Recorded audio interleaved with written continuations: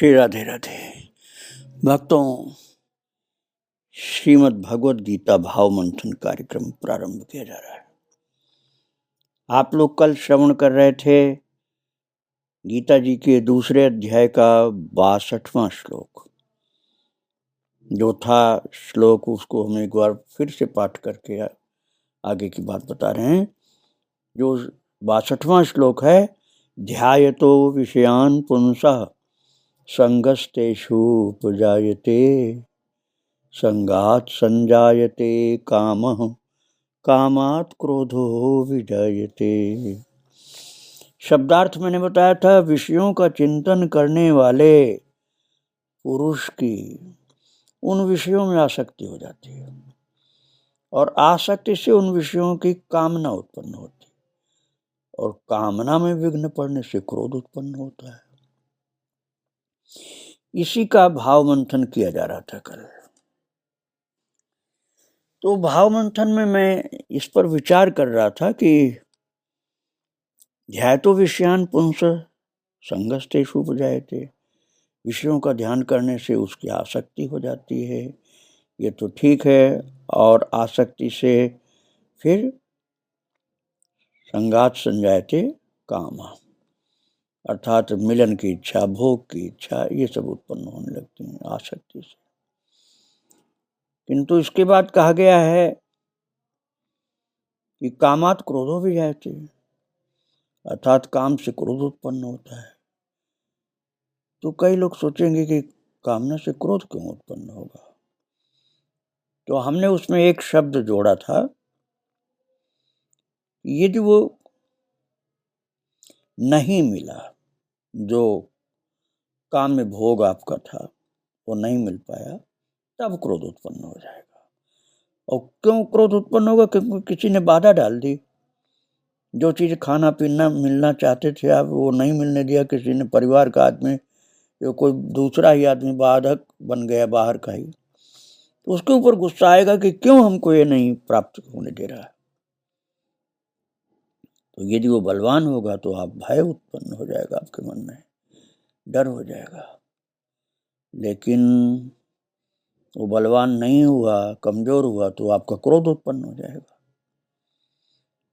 परिवार का व्यक्ति, जैसे माता पिता भाई बंधु हैं, उन्होंने समझाया कि ये कामना ठीक नहीं है, इसके लिए मत तुम परेशान हो, ये गंदी चीज है। तो बहुत समझदार कोई बालक हो तो मानता है, नहीं तो नाराज हो जाता है, गुस्सा करता है। इस बात पर मैं चर्चा कर रहा था कल। तो वो समझता है कि अब बलवान है तो भिड़ेंगे तो नुकसान होगा, तो भय हुआ। और कमजोर हैं रोकने वाले, तो गुस्सा करके उन्हीं के ऊपर आक्रमण किया। तो हर प्रकार से नुकसान ही नुकसान। ये मन की बात है। मन बहुत सूक्ष्म होता है ना, लेकिन वेगवान होता है। अब वो विषय चिंतन किया तो पतन के रास्ते पर चल पड़ा। इसलिए शुद्ध भोजन, शुद्ध प्रसाद वाला, सात्विक प्रसाद पाना चाहिए। क्योंकि कहा गया, जैसा खाए मन अन्न, जैसा खाए अन्न वैसा बने मन। इसी बात को संस्कृत में कहा गया, आहार शुद्धौ सत्व शुद्धि। अर्थात आहार शुद्ध होने पर सत्व की तात्पर्य अंतःकरण चतुष्टय, मन बुद्धि चित्त और अहंकार, जिसमें मन सर्वप्रथम आता है। तो आहार शुद्ध होने पर सत्व की शुद्धि होती। सत्व अर्थात अंतःकरण शुद्ध होता है। जब सत्व शुद्ध होगा तो स्मृति ध्रुव हो जाएगी। सत्व शुद्ध ध्रुव स्मृति ही, स्मृति अर्थात प्रभु की याद। और मन की शुद्धि के लिए आहार सात्विक होना चाहिए। विषयों का ध्यान करने से आसक्ति उत्पन्न होती है, जिसे पूर्वराग भी कहते हैं। यदि वो प्राकृतिक या सांसारिक है, पूर्वराग अर्थात आसक्ति, तो मोह का अंग बनती है। और यदि भक्ति विषयक है तो भक्ति का अंग बन जाती है। वही आसक्ति, इसी को अनुराग कहते हैं। फिर ये पांच जो इंद्रियां हैं, आंख, कान, नाक, जीभ, त्वचा, ये भारी नहीं होती। अब हाथ पैर तो बहुत भारी होते हैं, पैर सबसे भारी होता है वो कर्म इंद्रिय, उससे चलते हैं, हाथ से कुछ उठाते हैं, ये भारी भारी इंद्रियां। और आंख बहुत कम, आंख, कान, नाक, जीभ, त्वचा, इनका वजन तो कम है, छोटी हैं, हल्की हैं, किंतु महाराज इनकी शक्ति स्थूल शरीर से भी ज्यादा होती है। एक जिह्वा की लग गई लत कोई गंदी चीज खाने की या अच्छी चीज मानते हो उसी को खाने की, तो इतने भारी भरकम शरीर को घसीट ले जाती है जीभ। चाहे कितने गाली सहनी पड़े, मार खानी पड़े, लेकिन वो जाएगी वो चीज खाने पीने के लिए। इसलिए शरीर को जहां चाहती है ये छोटी सी ज्ञानेंद्रिय घसीट के ले जाती है, कर्मेंद्रिय उसकी दास बन जाती है।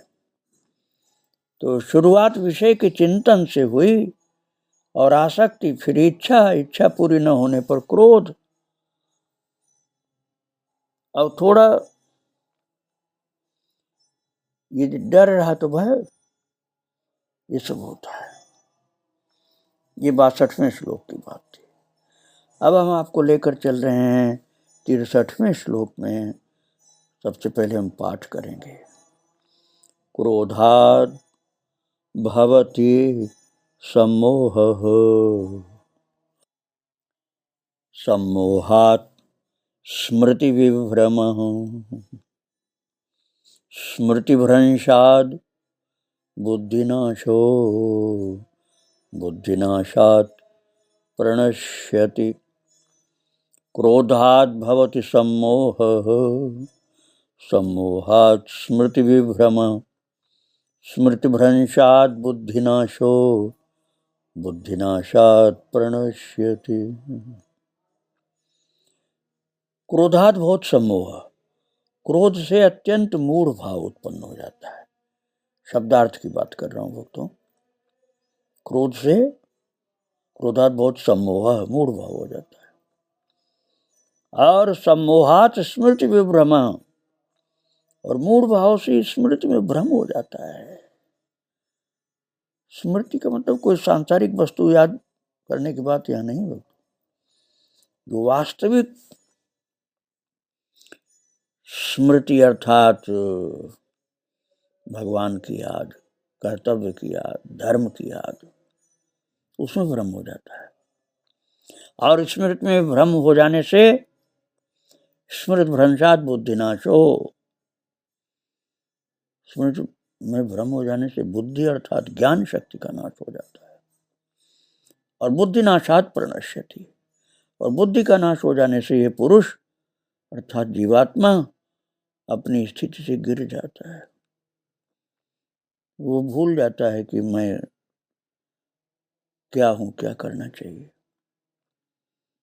तो भारी पतन है भक्तों। अब ये शब्दार्थ आपने श्रवण किया, मैं भाव मंथन की ओर आपको लेकर चल रहा हूं। भक्तों, इच्छा पूर्ति, कामना पूर्ति में विघ्न पड़ने पर क्रोध उत्पन्न होता है। ये मैं पहले आपको 62वें श्लोक में व्याख्या में सुना चुका हूं। और क्रोधात् बहुत सम्मोह, इच्छा पूर्ति में बाधा पड़ने पर तो क्रोध हुआ। अब क्रोध के बाद क्या होता है ये सुनिए। क्रोधात् बहुत सम्मोह, क्रोध से सम्मोह अर्थात मूढ़ता, पशुता, पामरता भी आप कह सकते हैं। पामर मनुष्य है लेकिन पामर हो जाता है।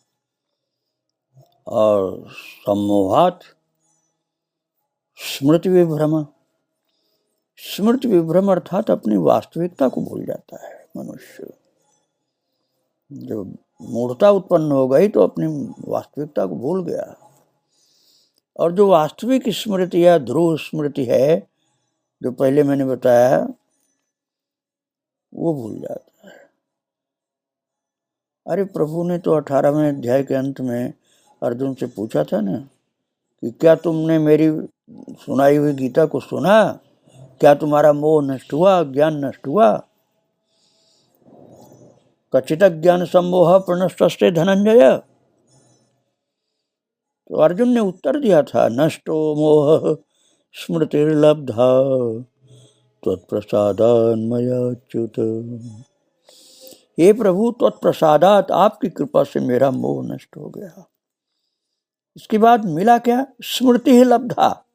मोह नष्ट हो गया, ये तो स्थिति हुई। भगवान ने कहा क्या मिला तुम्हें? बोले स्मृति लब्धा। स्मृति लब्धा, मैंने स्मृति प्राप्त कर ली, अर्थात जो भूला था वो याद आ गया। जो भूला था वो याद आ गया। ये भूल ऐसी भूल है जो जन्म जन्म की भूल है महाराज, जन्म जन्म की भूल। अभी 2-4 घंटे की भूल नहीं, 2-4 दिन की भूल नहीं। ऐसी भूल है कि संसार जिससे लेश मात्र संबंध नहीं है। संसार से क्या हमारा संबंध है? भगवान संबंध है, लेकिन संसार से ही संबंध माने बैठे हैं। इससे पक्का संबंध मान लिया जिससे वास्तविक संबंध है ही नहीं, कुछ भी नहीं, और इसी को माने जा रहे हैं। मरने तक अगला जन्म हुआ तब भी माने जा रहे हैं, अगले अनंत जन्म। और भूल से भूल पर भूल, भूल पर भूल, भूल पर भूल। जो याद आनी चाहिए वो याद तो आया नहीं, भूल पर ही भूल चल रही है। जो स्मृति होनी चाहिए थी प्रभु से कि हमारा संबंध प्रभु से है, वही हमारे हैं, अन्य सब रिश्ते झूठे हैं। वो स्मृति माया के आवरण में धूमिल होती चली गई। वही स्मृति अर्जुन को मिल गई महाराज। जो भूले थे वो ज्ञान हो गया, याद आ गई कि भगवान का मैं हूं, भगवान ही मेरे। अंत में गीता का उपदेश श्रवण का फल बताया अर्जुन ने कि मैं महाराज अब आपकी कृपा से मोह से विहीन हो गया हूं, और उस मोह के नष्ट होने से मुझे स्मृति प्राप्त हो गई, अर्थात मुझे याद आ गया कि मैं कौन हूं। वही स्मृति अर्जुन को मिल गई थी जो हमें मिलनी चाहिए। इसलिए हमें गीता बहुत सावधानी से सुननी है। अब कई जन्मों की भूल को सुधारने का समय आ गया, इसलिए गत संदेह करिष्ये वचनम तव। अर्जुन ने उस समय कहा था संपूर्ण गीता सुनने के बाद कि अब मैं संशय रहित हो गया हूँ, गत संदेह, और करिष्ये वचनम तव, और आपकी आज्ञा का पालन करने के लिए कटिबद्ध हूँ। अर्जुन कहते हैं ऐसा। तो यहाँ भगवान कह रहे हैं क्रोधात भवति सम्मोह। अब मैं आपको दूसरे अध्याय के 63वें श्लोक की बात सुना रहा हूँ। भगवान कह रहे क्रोधात भवति सम्मोह सम्मोहात स्मृति विभ्रम, अर्थात जब कामनाओं की पूर्ति नहीं होती तब क्रोध के कारण मूढ़ता, पामरता, पशुता, सम्मोह उत्पन्न होते हैं, और जड़ता के कारण स्मृति विभ्रम, अर्थात स्मृति में भ्रम उत्पन्न हो जाता है, और स्मृति भ्रंशात बुद्धिनाश, और स्मृति भ्रंश होने से बुद्धि का नाश अर्थात ज्ञान का नाश हो जाता है। और बुद्धिनाशात प्रणश्यति, और जब बुद्धि का नाश हो जाता है तो उस व्यक्ति का पूर्ण पतन होता है।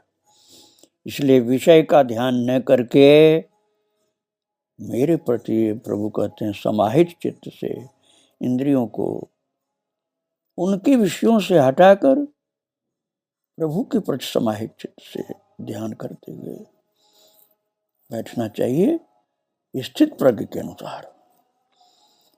अब चौथा प्रश्न जो है कि व्रजेत किम, जो अर्जुन ने पूछा था स्थित प्रज्ञ की बात, उसमें चौथा प्रश्न था कि व्रजेत किम, स्थित प्रज्ञ कैसे चलता है। तो सामान्य रूप से तो आप यही समझेंगे कि कैसे पैर चलाता है,